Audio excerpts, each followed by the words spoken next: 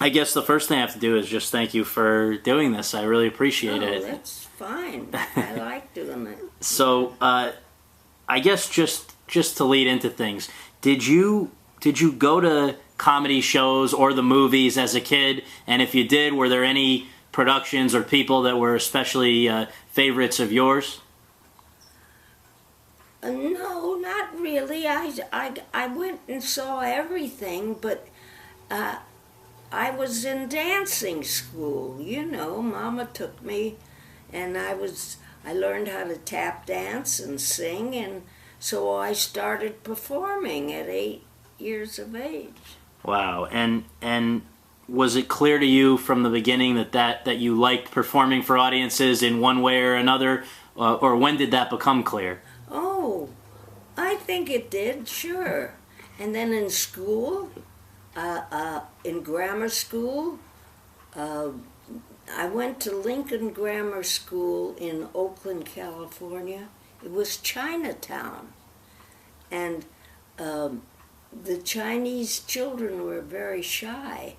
And I remember we went to the 8th grade in those days. They were going to do a play, and none of the Chinese children would audition for it because it was about Chinese children. But I auditioned and got the lead, and they made me up, and so I think it started, as a young girl. And Mama took me to see everything, all the movies. In fact, we would go on the ferry down to the end of the pier and go to San Francisco. And she'd take me to see the vaudeville shows and the Curran Theater. I saw Fanny Brice. Wow. And that's what I wanted to do. I became the poor man's Fanny Brice. I did an act all in dialect because my real name was not Connie Sawyer. Well, we'll get to that. I think it's such an interesting story. So, but your parents were, from what I've read, Orthodox Jews, immigrated from Europe. Yeah. And your mom actually wanted to be in show business herself, right? Well, she said if she'd been born in America, she would have been an actress. And my brother became a professional musician. And he played with all the big bands. So Mama had her dreams come through her children. But she wasn't a stage mother, like Rose in Gypsy. No, she worked with my father. And so, what I've read is that she was signing you up for various contests when you were still very young. So I guess the question is, do you think you sort of wound up on this path because she wanted you to do it, or because you wanted to do it? Well, she taught me to want to do it. Mm-hmm. It was fun. Yeah.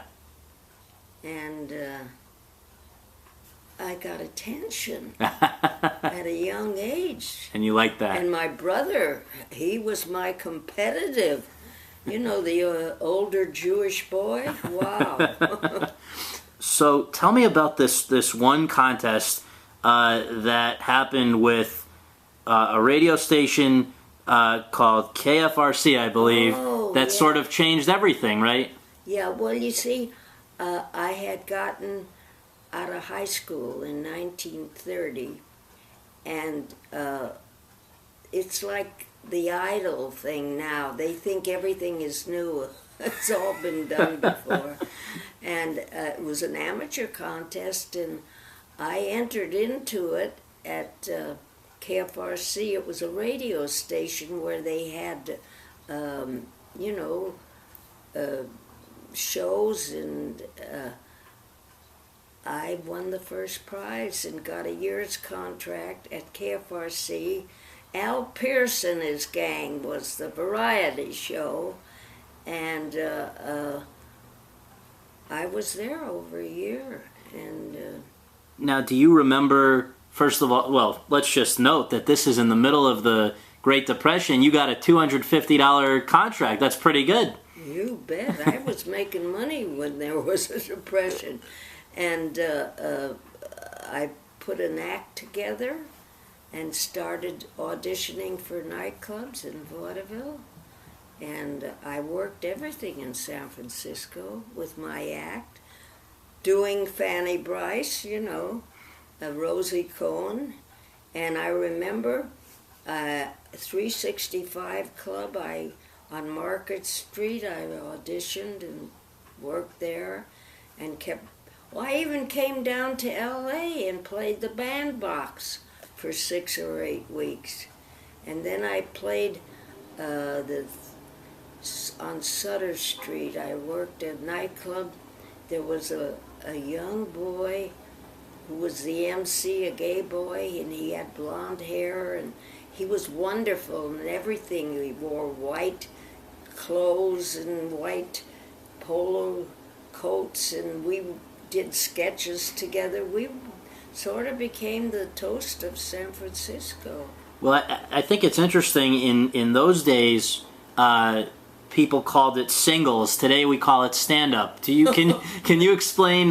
Just, I guess, first of all, I'd read that a woman, I think her name was B. Benaderet. Yeah. She was she was the head lady on the show. At KFRC. She was the leading lady, and then she came to LA and did big television and movies. And she really encouraged you, right? Oh, yeah.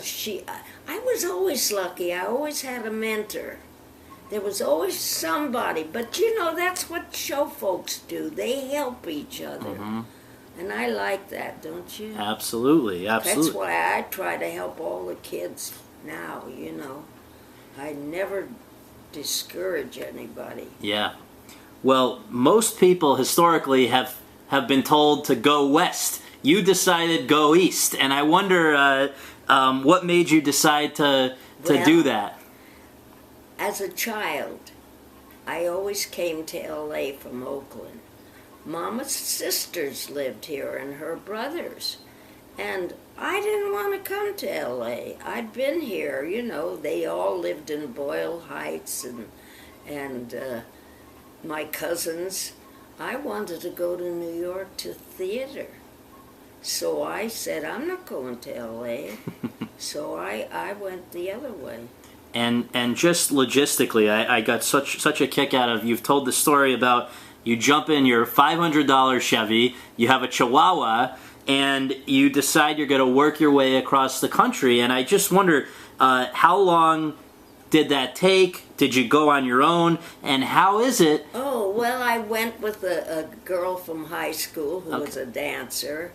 And there was another girl, a singer. She was going to go with us, but she fell in love with a married man, and that ended that. and that was kind of something in those days. Mm-hmm. Wow. And we played, took 2 years to get to New York. There were loads of dumps across the country. I played them all. You can't believe some of the places and the experiences. Did you read about what happened in New Orleans? I would love it if you would share. Yeah. Well, you know, we played all the nightclubs, and I was, my songs that this guy, that B helped me find a writer and my ideas, I would do Two Gun Cohen from the Barbecue, a cowboy number, and Dinah Cohen, a blackface number, and Ming Toi Cohen, a Chinese number. Very corny, but I thought it was great. And it was getting laughs in those days. Yeah. And now where are we? What did you want to know? Well, actually, I guess you were going to tell us about what happened in New Orleans. Oh, in New Orleans. I'm doing Two Gun Cohen from the Barbecue. And it was a nightclub with a floor in the middle, and at the end of the floor there was a big bar, and people used to sit in the bar. Of course, they didn't have to pay very much and buy one drink. And a guy came in, and I could see it, and I'm singing away, and he took a knife out and started stabbing the guy next to him. I screamed bloody murder. My gosh. I was so frightened. The boss kept yelling, you know, sing louder and play louder, and well, that was the end of New Orleans. So eventually you wound up in Pittsburgh, and you met somebody that I think gave you some advice. Yeah, Can you share that? Mentor. Yes. Boy, you did homework, didn't you? I tried. Yeah, that was a very nice nightclub, finally. Two brothers owned it. And it was Gil Lamb. Gil Lamb was a tall comic and an eccentric dancer. He was very cute and very funny. And he said, "You have a corny act, but you got talent, and you're funny, you're cute." And I was pretty too. I had blonde hair. And he said, "I'm going to bring the William Morris." So they sent a kid over. You know how they do with the William Morris from New York. They brought me into New York, and they groomed me. This was an agent from William Morris. Yeah, a kid, Fred something.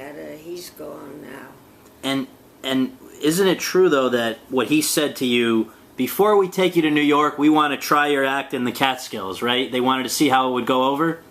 Oh, well, yeah, they booked me there. They said, "You're going to get rid..." First they said, "You got to get rid of your name," you know, and I said, "Oh, my papa wouldn't like that." And they said, "Yeah, you know, they said nothing Jewish anymore," and like it was trouble, like it's changed. Anyway, they said, who would you like to look like if you could?" And I said, "Constance Bennett." Mm-hmm. She was beautiful. Mm-hmm. And they said, "Well, Constance, that's not good for a comedienne, Connie." And I said, "Don't give me the name of Jones or Smith, for goodness sakes." And they said, "Well, what?" I said, "I don't know, something that's very familiar." I said, "Tom Sawyer." That's how it came, wow. Connie Sawyer. But they said, "You're going to get rid of your act, but we'll book you in the Catskills for a weekend, and you can pick up some money, and then we'll start discovering somebody to help you," and blah, blah, blah. And I went, and who do you think was the headliner? Sophie Tucker. This is at Grossinger's. Joey Lewis. Wow. And, wow. you know, he nipped all the time. And he said, "You're opening the show." I said, "I can't open the show. That's a dog act." And he said, "You're open." I opened the show. There wasn't. And I bombed. Talk about flop sweat. Well, I'd never, it was impossible.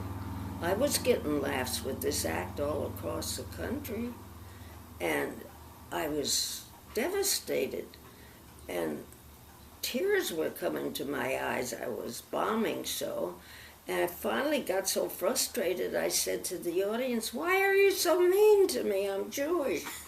And I walked off of the stage. Can you imagine that? I'm sure that didn't go over. Very unprofessional. Yeah. And I started to cry, and I said, "I'm going home. I should have gone to L.A."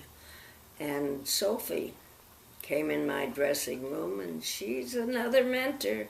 She said, "Kid, you got something. We're going to help you." And the William Morris. And they did. We found they gave me their writers, and I called for Mama. I said, "Ma, I don't think I can do this by myself." My friend, she found a guy, and she quit the business, you know. And Mama came by train. She wouldn't fly.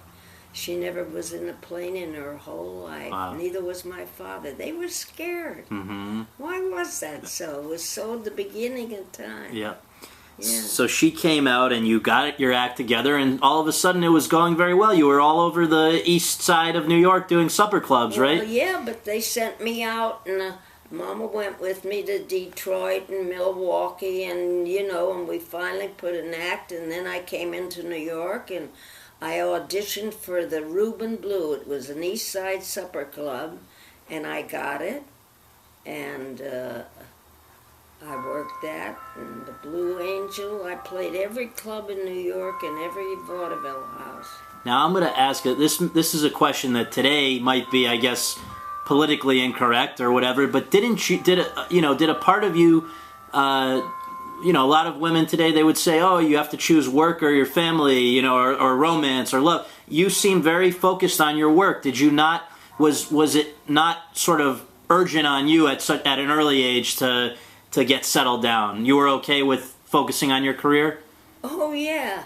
Until one point, I was playing the Capitol Theater, and my name was up in lights, and Danny Mann was a director at the Actors Studio, and he was a performer like me before. And I ran into him, and I said, "You're a bunch of snobs over at the Actors Studio. Look, my name's up in lights." And so he brought me into the Actors Studio, and it was great. And I finally said to myself, I love children, and I'm getting old. And of course I didn't tell anybody how old I was in those days. Nobody did. And I thought, gee, I better get married. And nothing was happening, but I kept looking. And you did get married? Yes, I went to Green Mansions. There was Tamament was where the show of shows started. Actors went there. They used to do sketches, and you spent the whole summer. It was great training. And I went to Green Mansions where we did everything. We did sketches, we did vaudeville, we did drama, and there was a young man that came to visit one of the boys in the show, and he said, "Could I call you when you come home to New York?" And we started to date. And then I remember this so well. I got booked to go to London to the Colony Theatre, and Marshall said, "Well, maybe we better get married." And he was younger than I was, and it was too much, And I called my brother, and he said, "Listen, forget London. I know how old you are. You better get married if you want children." So anyway, that's how that happened. But I played London many years later. Yes, and I, in the interim, I've read, I think, just an interesting story that you played at the Cafe Society which I guess was run by a guy, Barney Josephson, whose brother, I think, was a communist. Yes, he was. He was a lawyer. He was a communist. And I want to ask you, because you sort of dodged the bullet there, because a lot of the other, I guess that Cafe Society was a place where meetings of a lot of other performers took place, where to do with very far left causes. The Blacklist was on in that period of time, which was horrible. Yes. And they went to different places, and all my friends were in it. And Barney said, would I go and do one of my songs? And I liked Barney, and so I went. But, Papa taught me things. He said, never sign anything. Don't sign. And they would come after the show and say, would you sign that you were here? And I said, I don't sign anything. And I wasn't interested in politics in those days, just my career. But a lot of people who you worked with, who were your friends, were blacklisted, right? Oh, terrible. Including people who were at those meetings who did sign. Oh, all of them. All of them. All of them but me. I could have been there. They couldn't work. Only thing they worked was theater. And just for the record, I think some of these people, actually, I've interviewed a few of them. Betty Garrett, unfortunately, has passed since then, but Lee Grant as well. Yeah. And on and on. So Philly Leeds, Jack Guilford, they're all gone. Mm-hmm. Wow. So you've referred to these acts as parts of reviews, and that you eventually became a headliner. These are terms that today are sort of, there is no more vaudeville, there is no more nightclub acts of that sort. I know. What if you were to talk to a young person today and try to explain what that meant? What was the appeal of these sorts of performances? Well, my goodness, you worked all the time. No, I was never out of work. There were so many places to play. If you couldn't play New York, you went to Milwaukee, you went to Detroit, you went to Chicago. And there was always an audience for this sort of thing. Oh, yeah. And then it all changed. And is it fair to say that the thing that changed it was the arrival of television? Because absolutely. Yeah. People didn't need to go out anymore. No. And that's why time marched on. Mm-hmm. And I came out here for work. And a lot of people who had worked in vaudeville, in nightclub acts, they didn't make the transition. But I saw it coming, Yeah. and I studied real hard with all those wonderful dramatic teachers. Uta Hagen. I wanted to become a character actor. And by gosh, I remember I was working the Blue Angel, and I'm trying to think of this guy's name that wrote. He wrote. See, this is what I do when I'm just talking off the top of my head. I forget. That's okay. Who are? Maybe I have it in my notes. Yeah, and I did the Time of the Cuckoo. I covered Shirley Booth. Mm-hmm. Now that was Time of the Cuckoo was a Broadway play, or play. Yes. It sure was a Broadway play. And you were the understudy for Shirley Booth. And I was working the Blue Angel because an understudy only made $250 a week, you know. And so you could, while you were performing your act, you were still studying acting, understudying plays, and got to do a 2-act play on stage. Wow. And rehearsals. Wow. And that's how I learned, because only in drama school you do a scene, you know, and that's not enough. You got to get that whole thing in your gut, and you got to know what you're doing. So I learned, yeah. And at the beginning of television, of that era, there weren't very many female comedians. And, I mean, the ones that I'm aware of, whether they were working on screen or off screen, the big ones that I know of are Imogene Coca, Jean Carroll, Jane Dulo, Louise Howard, and you. That's all. That's it. Now, why was it? You know, Imogene Coca wasn't a stand-up. She always was a character actress. Interesting. Yeah. And they all came to my wedding. All the girl comics, I had to throw that in. Now, so what were you going to ask? No, well, I guess, why do you think it was so hard for female comics to get work in those days? They didn't like us, you know, and the men didn't like us. They weren't kind. They were mean.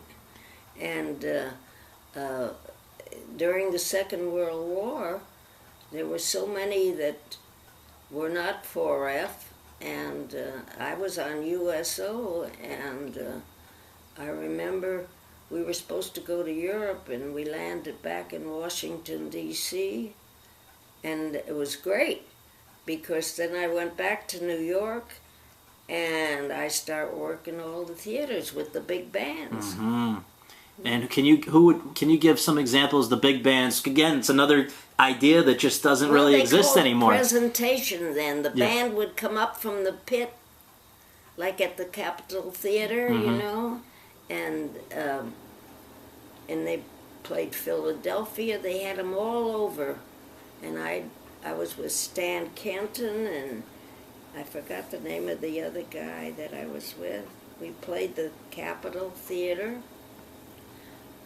And you just went from one to the other, and it was wonderful. And when I started to be an understudy, then I became a character actress, you know, and I started working on different shows.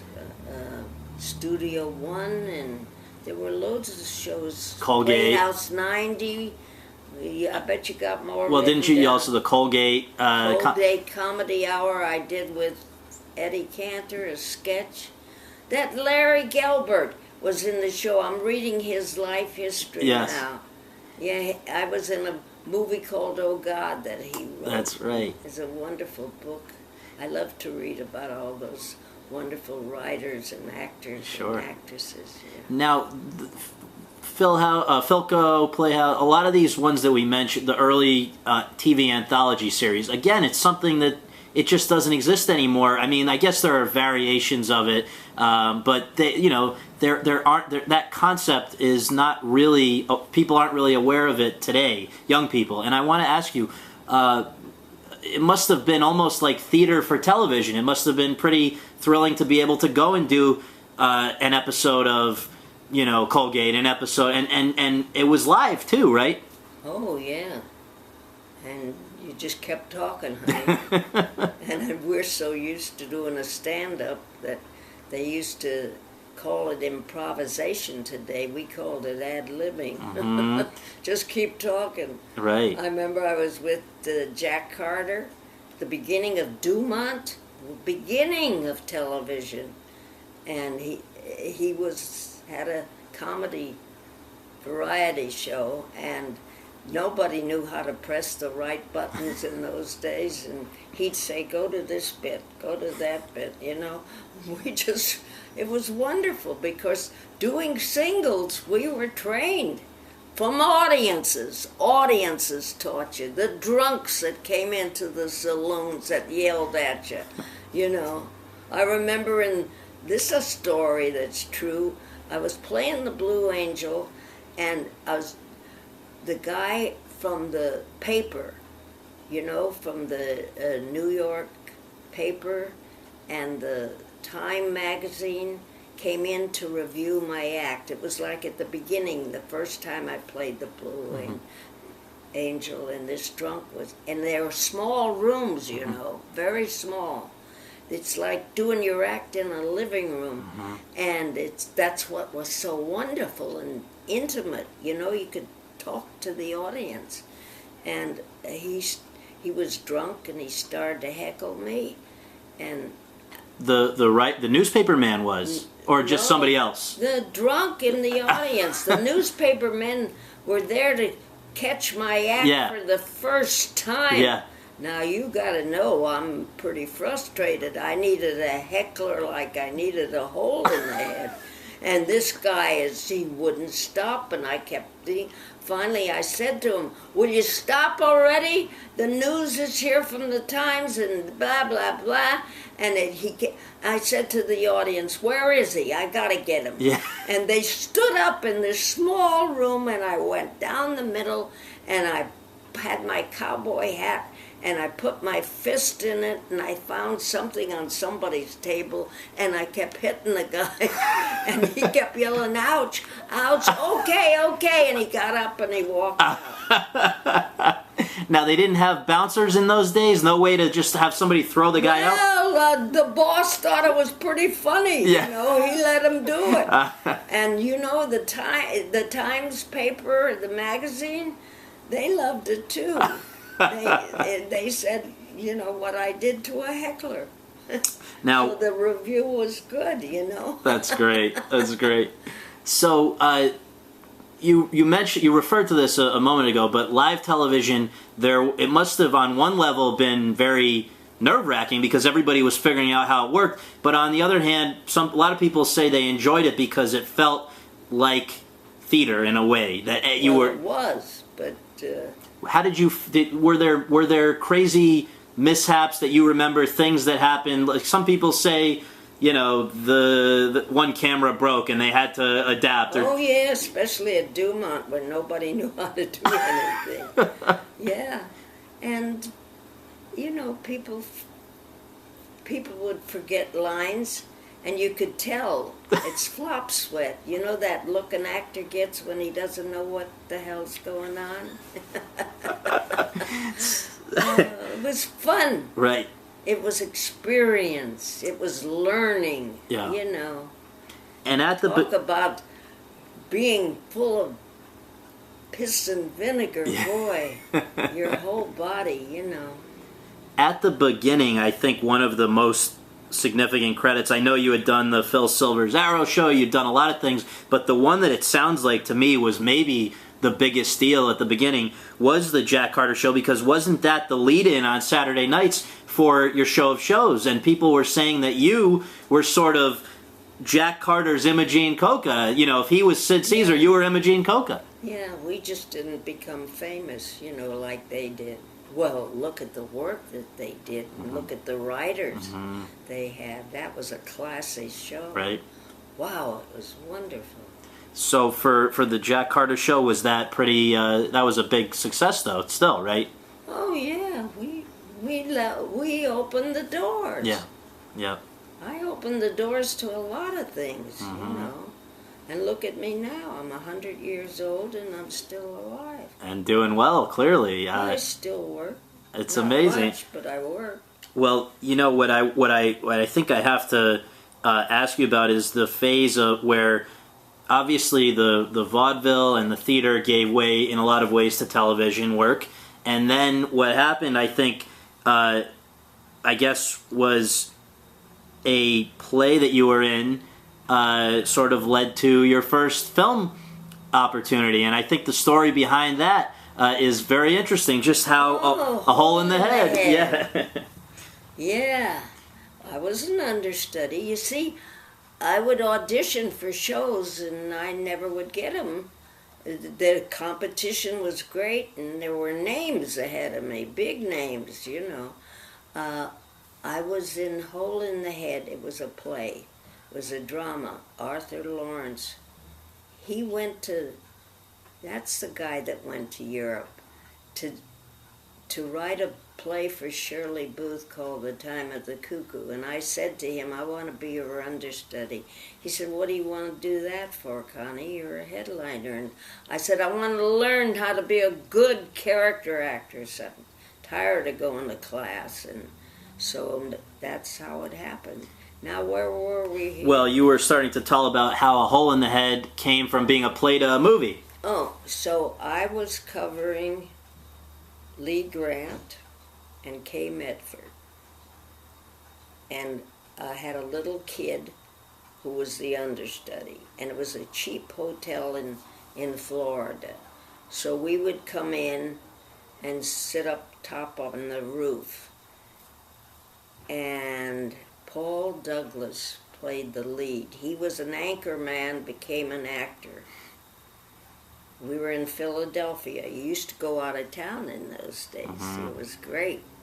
You just didn't do a week show in New York and then open up. We went out of town. And I could see that the play was the ending. He loses his son. And the audience didn't like that. And he was a little too melodramatic. You can't play self-pity. The audience doesn't like that. So the director, Arthur Lawrence, and now who was the director? Have you got it written down? It was Ruth Gordon's husband. Oh, Garson Kanin. Garson Kanin. Yeah. Thank you. No problem. He said, we're going to close the show for 2 days and we're going to change the ending. And I said, thank goodness. And I kept interrupting all the time. And finally he said, who's this girl? And Kay Medford said, that's Connie Sawyer. She's a comic. She's wonderful. And he said, have you any suggestions? You're talking a lot. I said, yes, make it into a comedy. Don't let him get the kid. And, that's just what they did. And I went to him and said, I'm getting very bored being an understudy, and I'm working with my act at the Blue Angel. I got an idea. Could I put a shtick in, get a little laugh so that I'll stay in the show because I don't want to leave it? He said, well, what do you want to do? I said, well, I've been up at the actor's studio, and I said, I could do this thing, and she comes in, and then she goes out and comes back a little loaded, and he said, well, we'll rehearse it. I said, no, don't rehearse it. Try it with an audience. If it doesn't get a laugh, forget it. So that's how that came about. We tried it, and it got a big laugh, and it even, we kicked the curtain with the drunk. She was funny. And he called his wife, Ruth Gordon, and said, get down here. Something's going on. It's really, you know. And when they wanted to, then many months later, Lillian Small, a manager to Frank Sinatra, came in and caught the play and said to Frankie, you should buy this. It'll make a great movie. And he said, buy it. And bring the writer, it'll be good. And so the writer went to Lillian and said, I didn't write that comedy shtick, as Connie calls it. And I'm not saying you should buy her, I'm just saying if you don't buy The Drunk, we won't put it in because I didn't write it. So she called Frankie, he said, buy The Drunk. So I went to her and I said, I have 2 little children. 2 little girls, I gotta bring them with me, and I can't leave them in she went to he said, bring the kids. And then I said to her, you know, I have to bring the maid because if I don't bring, who's going to take care of my children? Well, he said, bring the maid. And when I got to Sam Goldwyn's studio in front of everybody, he said, you don't know what this broad did to me. And I love Frankie because that's the way he was. Yeah. He said it as it was, you know, and it was just wonderful. We had a wonderful time making that movie. And it led to all kinds of other, that was really the beginning of nonstop work in film since. Yeah, because Lillian was handling me. She became your manager as well? Yeah. Okay. She sure did until she passed on.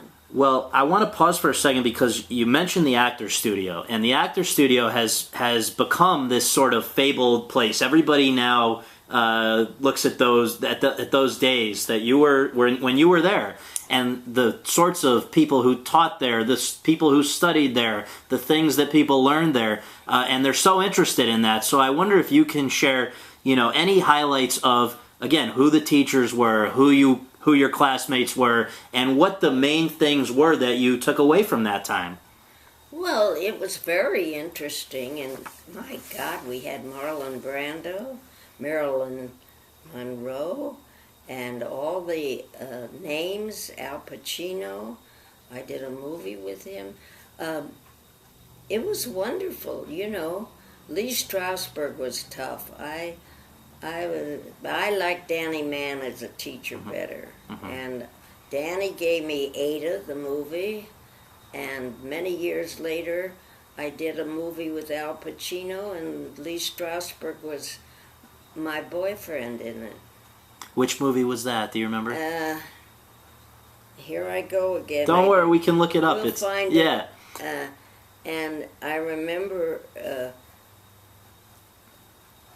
oh goodness! Well, I can't remember the name. No, it's no problem. I mean, but one thing that you'd said, which was interesting, was that Joe Van Fleet was somebody who helped you to get into the Actors Studio, right? Oh, Joe Van Fleet! I was at Green Mansions with her, the summer thing in the mountains there, and she was a wonderful actress and temperamental, and. Nobody would room with her, and she lived on the other side of the river where all the people lived, and then the actors they schlepped somewhere, you know, dumps, and so I lived with her, and I had a Chihuahua, Lady Luck.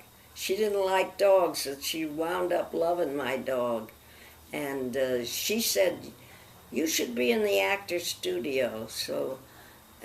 When she found out I knew Danny Mann and we were performers together, it made it easy.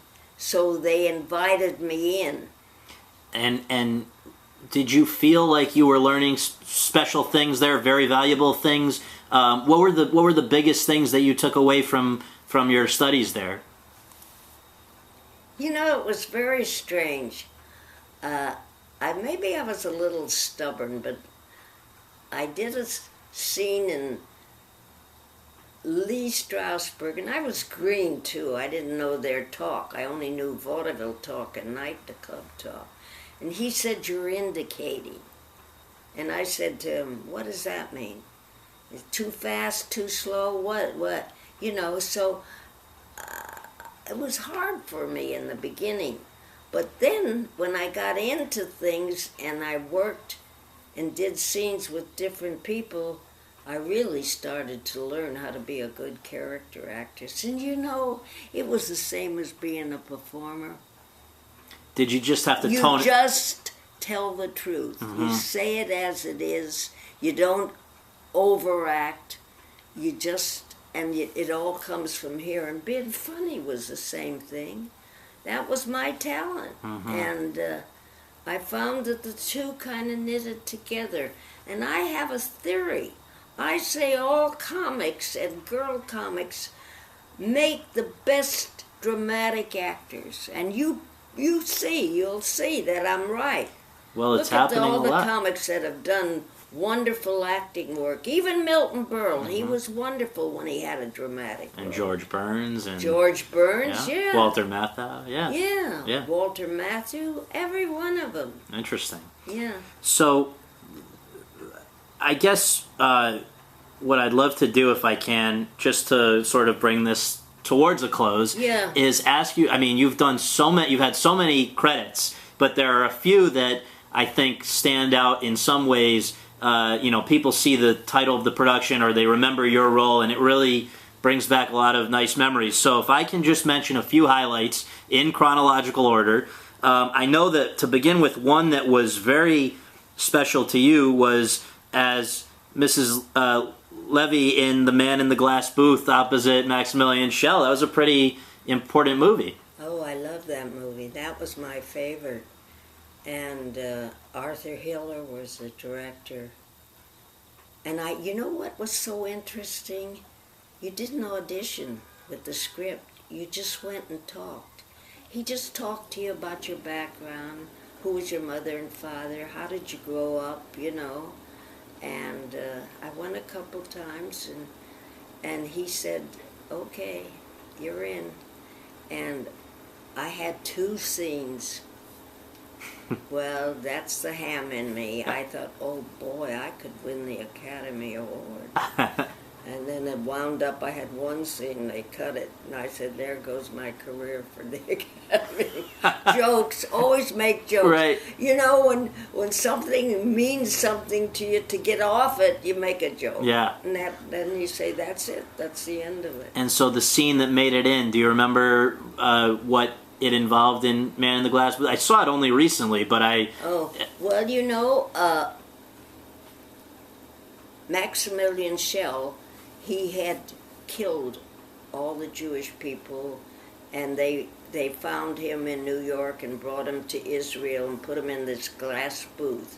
It was written by an English actor, and the play was done in London. It was also done in New York, and then it became a movie. And it has a surprise ending. And should I tell the ending? Well, I remember that, but I wonder what was your character? Where did it factor in? Oh, the reason that I was there is that they made me into a prostitute, and that's how I survived. I see. I was a prostitute for the German people. I see. And Maximilian Schell, he had a great sense of humor.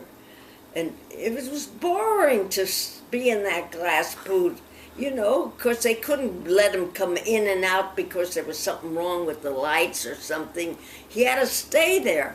So they'd say, it's none of the actor's fault. We have a technical problem, and he's in the booth. So I'm on the stand, and he's in the booth, and he'd say, hey,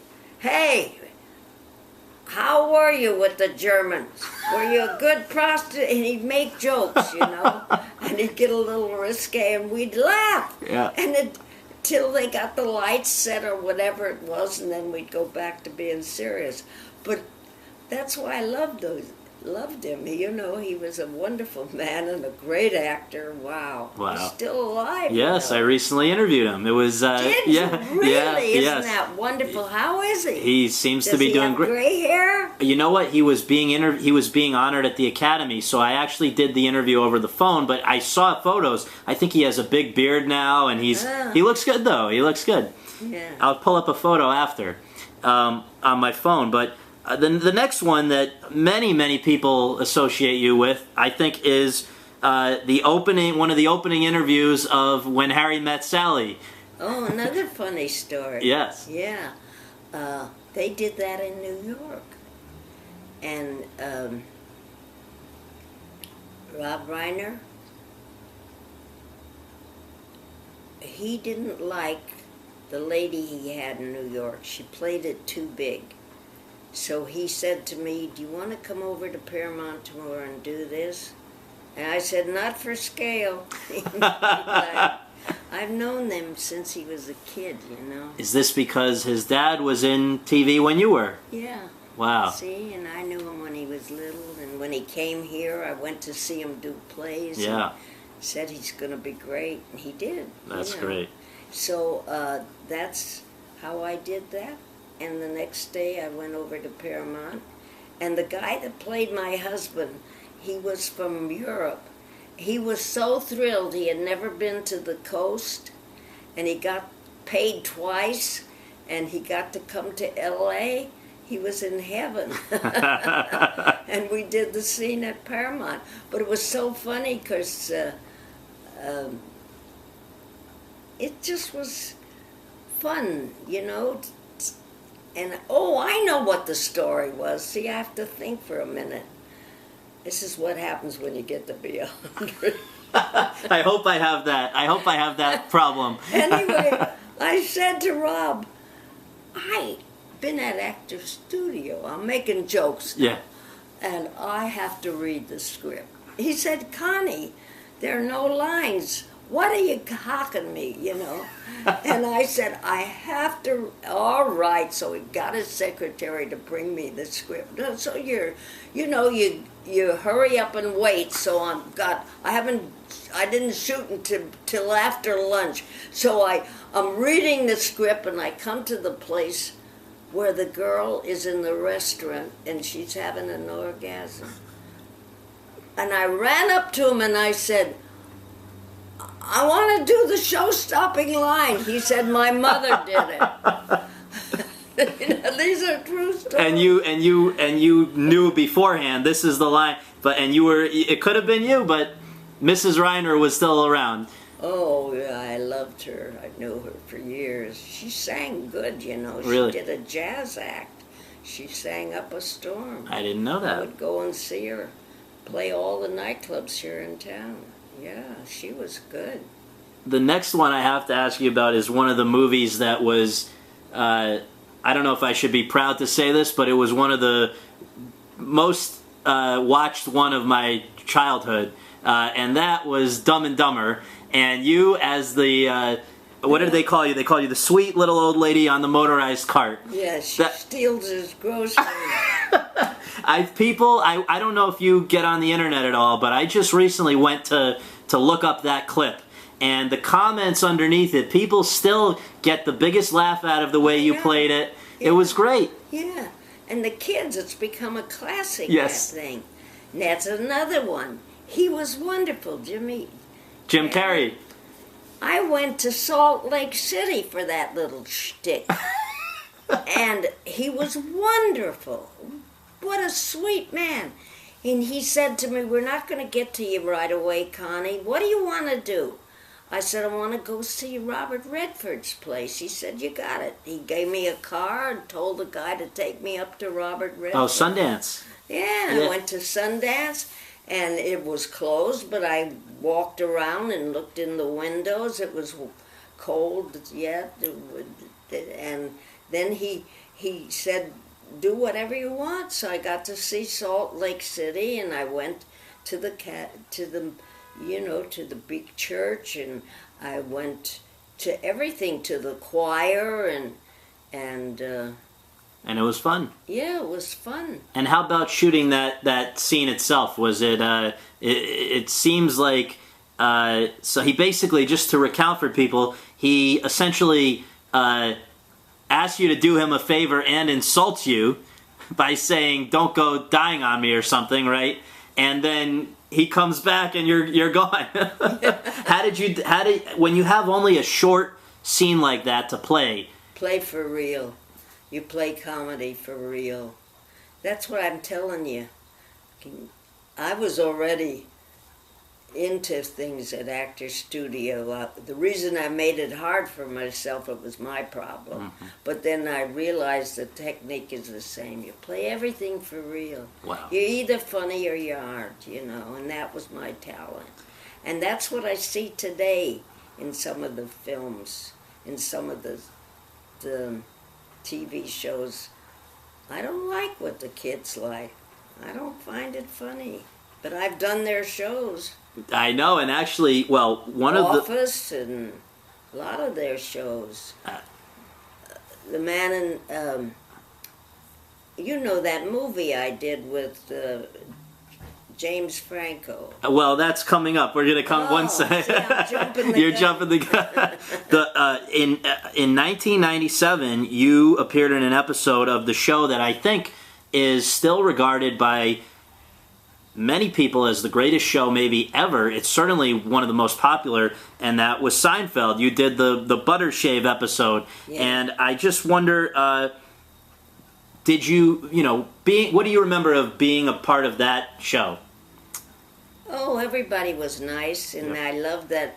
And it was funny, I drove the cart, and everybody walked by us, it was jokes. Yeah, jokes. And it was fun to do, and he also let me do a promo. I did 2 of them. Yeah, and I remember before I even did the show, I went to read for the one where the lady has the rye bread, and I didn't get it. They gave it to my friend. She's gone. And, but then he said, "We'll use you on something else, Connie," and they did. And then he said, "Would you do a promo?" And they paid me. So I always get residuals on 2 shows. That's great. Yeah. Now, when you say a promo, what would that involve? And it was to announce some other episode. I see. And they showed me on the camera doing, I forgot what it was, but That's great. Yeah. So then the last of the specific roles that I wanted to ask you about is as James Franco's grandmother in that assisted living complex in Pineapple Express. I know that you've said you didn't necessarily realize how risque it was going to be, right? The movie overall. Oh, yeah. The kids love it. It's a classic. Absolutely. Yeah, I get a lot of fan mail from kids. Send me your picture, But James Franco was adorable. Yeah.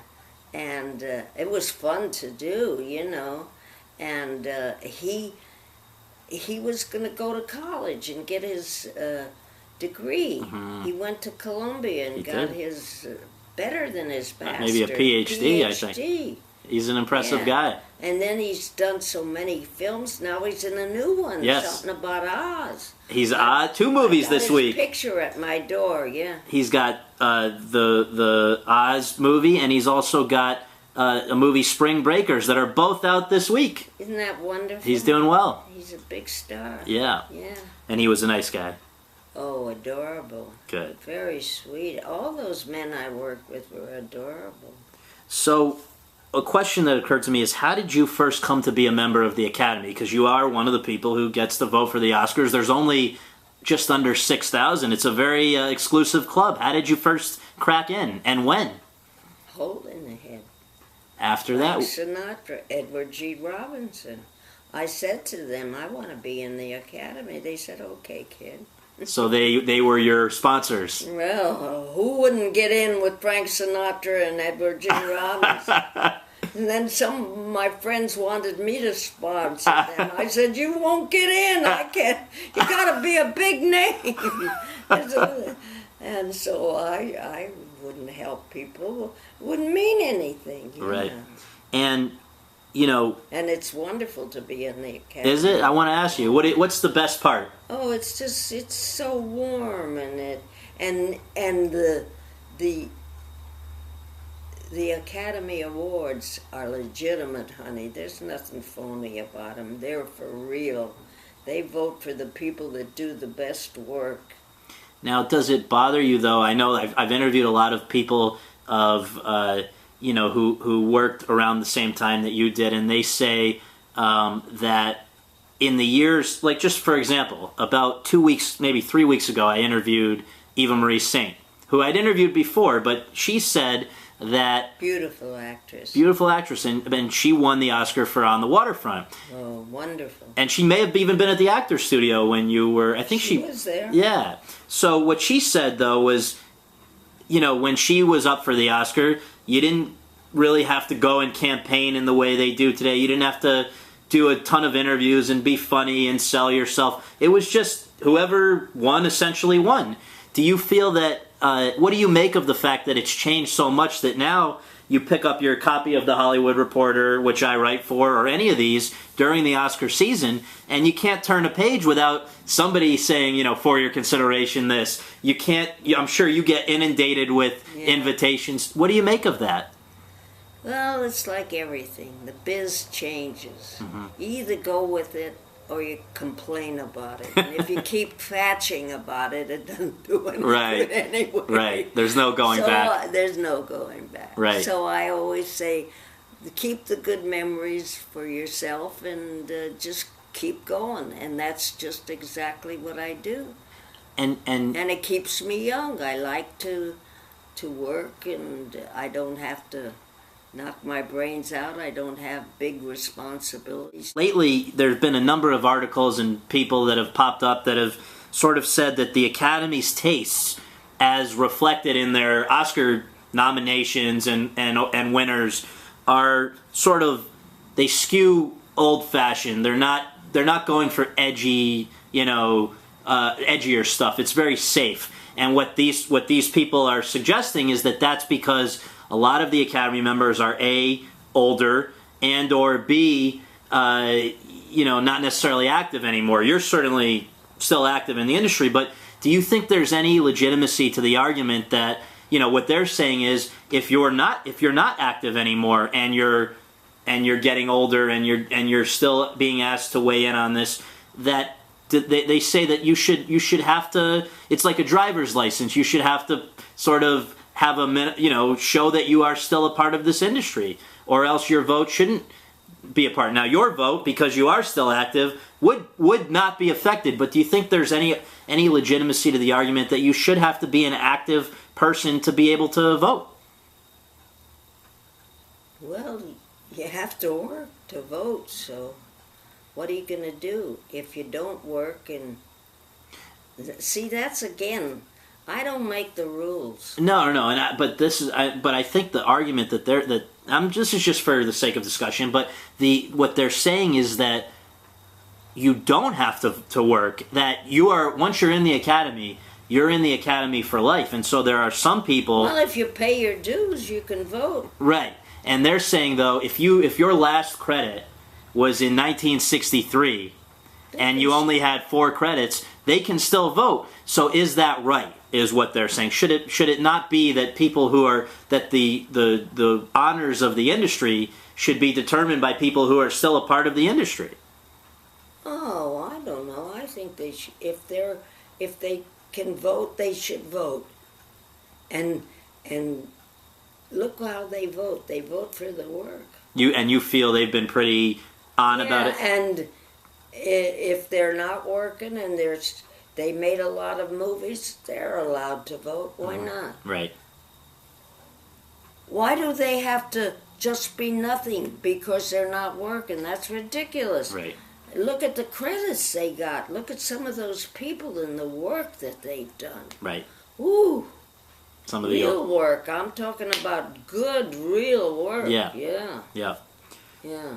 So the last thing is this: Did you ever think? I mean, I don't know who thinks about these things, but did you ever think that you would live to be 100? And what is your secret? I mean, I think everybody would like to know. No, I never did think I'd live to be 100. I don't know. Everybody asked me this, and I say, well, all my life, I didn't smoke. At the beginning I did a little, and then I worked those rooms where they're so small, the smoke was right, and the doctor says to me, you know, you should quit that. And I said, I can't, that's what pays my rent. Mm-hmm. And I was never a health nut, but I always watched my food, and I always moved. Actors go to dance class, they go to exercise class, they swim, I played golf. I have good genes. My mother and father were born in Europe. Papa, and you know their childhood was horrible with the pogrom and everything. Papa was 91 when he died, and my mother was 88. That's a long life for people that were born in Europe. Mm-hmm. And some of her sisters lived longer. I had a cousin, Doris, 102 she died. I come from good genes. So, and attitude. And also, I have a great family. I think that's very important. And you're enjoying it, right? It's fun. Oh, yeah. I have 4 grandchildren, 5 great-grandchildren, 2 great daughters, 2 great son-in-laws. No, I'm the only first cousin left of the family, of the mishpucha, as they say in Spanish. And it's just wonderful. And you're very active here at the Motion. Maybe, I guess the last thing I should ask you, because you have been one of the great ambassadors of this place where we're doing this. Wonderful. Tell us where for people who aren't, where are we and what is the appeal of it? It's wonderful. It's our place, and everybody should sign up and come here when they're old. There are loads of activities, and you get everything is taken care of. They feed you. They clean your room. They take you places. We went to the races the other day. I won $21. It's fun. And we went to see a beautiful concert, and we go to musicals, and I go to the gym. There's an exercise class for older people where you sit and you stand, and it looks like you're doing nothing, but it takes care of all the body, and it circulates your blood. Your old blood gets circulated. And I love living here. I'm into my 9th year. Wow, and it's called, the official name of it is the Motion Picture and Television Fund. Okay, and it's been around for decades, right? And 93 years. Wow, and Mary Pickford and Douglas Fairbanks and Jean Herschel. And I just recently was at the Academy's Governors Awards, where Jeffrey Katzenberg was honored largely because I guess he's helped to keep this place going, right? Oh, sure. They all give money, Spielberg. Have you seen the gym and the swimming pool? No. It's gorgeous. Is it? Yeah. The grounds are beautiful. They have many, many gardeners. I have this nice cottage, and I have flowers and plants outside. I have a scooter that I ride all over I don't have to walk because my feet aren't as good as they used to be. You're entitled. Well, you say that you're lucky to have this place. I think they're lucky to have you. We're all lucky to have you, and I'm glad you're still working and enjoying life, and I can't thank you enough for doing this. Well, thank you. It was fun.